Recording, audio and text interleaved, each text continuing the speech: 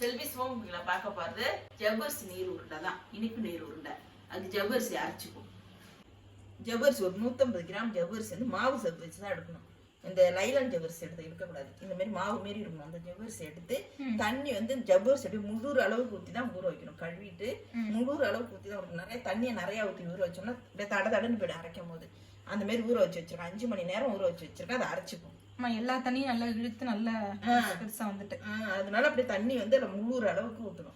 ஜவ்வரிசி அரை இது கொட்டிட்டு அப்படியே முழுற அளவுக்கு ஊற்றினா இந்த மாதிரி புஷ்ஷுன்னு உப்பி வந்துடும். சரி இப்போ அரைச்சிப்போமா? இப்போ அரைச்சிப்போம். அரிசி மாவு கல் மாரி இப்போ செய்கிறோம்ல அந்த மாரி அரைச்சிக்கணும். ஜவ்வரிசி வந்து 150 கிராம். நல்லா தண்ணியை ஃபுல்லாக இழுத்துருக்கணும். ஆனால் வந்து மாவு ஜவ்வரிசி தான் போடணும். இது இப்போ தண்ணிலாம் ஊற்றக்கூடாது. அப்படியே தான் அரைக்கணும். அப்படி தான் அரைக்கணும். கொஞ்சோண்டு உப்பு மட்டும் போட்டு அரைச்சிக்கணும். ஒரு 1/4 ஸ்பூன் அளவுக்கு உப்பு போட்டுக்கணும். நைஸாக அரைச்சி எடுத்துக்கணும்.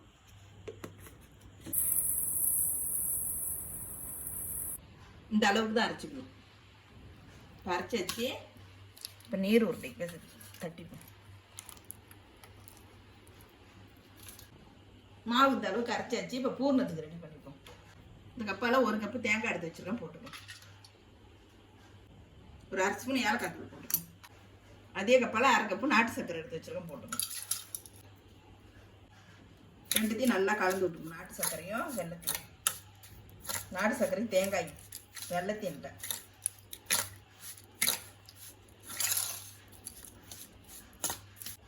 இப்போ பூரணத்துக்கு ரெடி பண்ணியாச்சு. இப்போ வந்து நீர் உருண்டை ரெடி பண்ணிப்போம். மாவை இதுமாரி உருட்டிக்கிட்டு கையில் வச்சு தட்டிக்கணும். இந்த கையில் வச்சு தட்டிக்கிட்டு கொஞ்சமாக பூர்ணம் வச்சு உருட்டி வைக்கணும். இல்லை கொஞ்சமாக பூர்ணத்தை வச்சிடணும் நடுப்புற.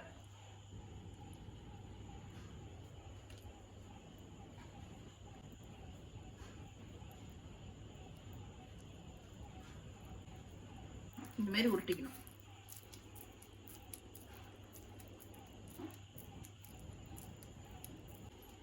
மாரி உருட்டிட்டு இட்லி பானை தண்ணி வச்சுட்டு இட்லி தட்டில் அப்படி வச்சிடணும்.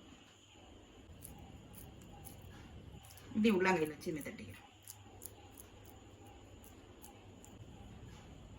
இல்லை நடுப்புற பூர்ணம் வச்சுக்கணும்.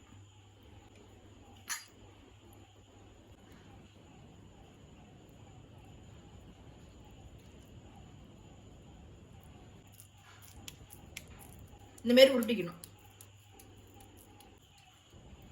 இதை இப்போ வச்சுப்போம்.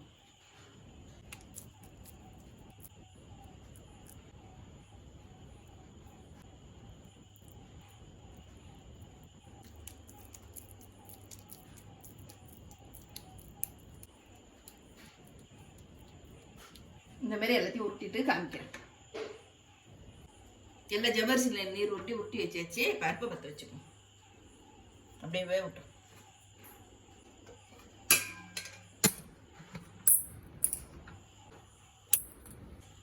ஒரு 15 நிமிஷம் வந்தால் போதும். 15 நிமிஷம் ஆயிடுச்சு. வெந்துடுச்சான்னு பார்ப்போம். நல்லா வெந்துடுச்சு ஜவ்வரிசி நீர் உருண்டை. இப்போ எடுத்துப்போம். இப்போ தட்டில் எடுத்து வச்சுப்போம். கொஞ்சம் நேரம் ஆற விட்டு தட்டில் கொட்டிக்கலாம். நல்லா ஆறிடுச்சு. இப்போ எடுத்து வச்சுப்போம். எவ்வளோ சாப்பிட்டா அப்படி இருக்கு பாரு. நல்லா டேஸ்ட்டாக இருக்கும் சாப்பிட.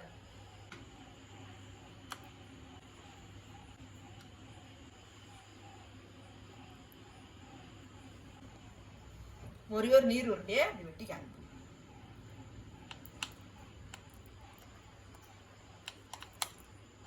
ஜவ்வரிசி நீர் உருண்டை நல்லா சூப்பராக வந்துருக்கு. இப்படி சாப்பிட சூப்பராக இருக்கும்.